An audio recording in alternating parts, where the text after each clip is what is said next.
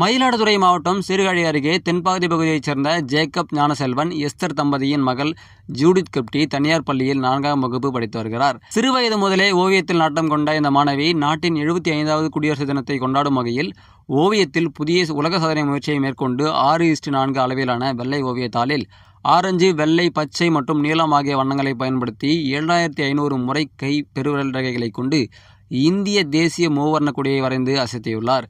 இதற்காக அவர் 3 மணி நேரம் 53 நிமிடங்களை எடுத்துக்கொண்டார். சிறுமியின் இந்த உலக சாதனை முயற்சியை அப்பகுதி பொதுமக்கள் மட்டுமின்றி பலரும் வெகுவாக பாராட்டி வருகின்றனர்.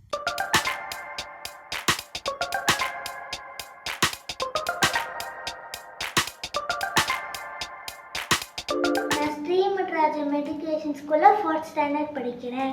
75th ரிபப்ளிக் டேக்காக 7500 தம்ப் இம்ப்ரெஷன்ஸ் வச்சு நேஷ்னல் ஃப்ளாக் கிரியேட் பண்ணியிருக்கேன்.